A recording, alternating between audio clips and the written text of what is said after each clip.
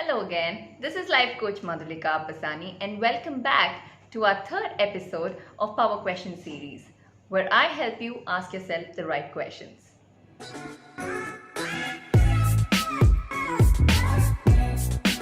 We all have problems in our lives, don't we? Day in and day out, there is something or the other that needs our attention, and for the most part, we're actually doing a good job solving them pretty quickly. However, there are a few problems that are very difficult to solve. Maybe there's no obvious solution, or the old ways are not working out anymore.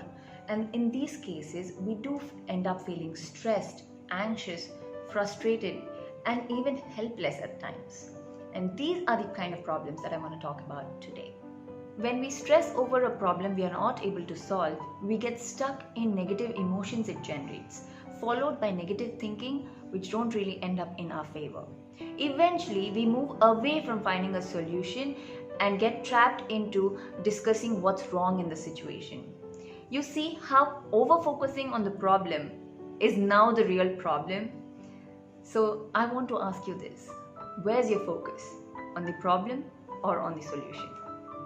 For most of us, our brain's default setting is to focus on the problem, and hence we get tricked into the emotion world very quickly. Now, it takes practice to be solution oriented.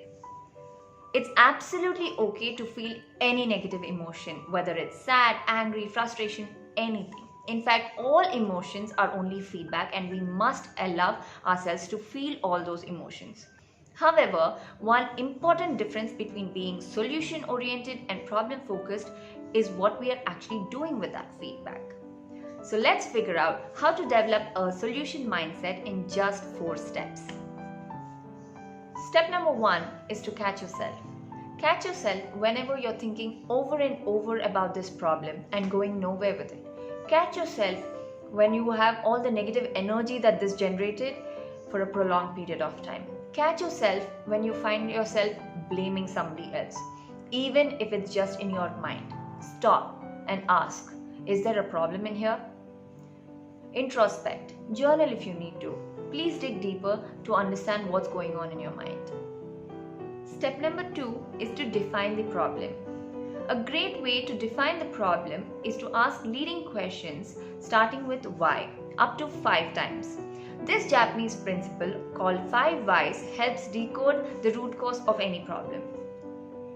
Step number 3 is to come up with alternate solutions. Ask yourself, is there a faster, better, or an easier way to do what you're doing? Is there someone else out there who went through the same situation, and if so, how did they solve this? Is there an expert out there in this field that I can reach out to? Come up with strategies that you think could work. Step 4 is to get to work and try out these strategies.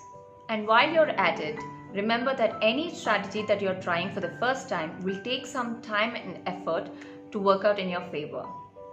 That's all for now. I'll see you in my next one. But before you go, comment below and tell me what is the problem you have or had and how did you solve it.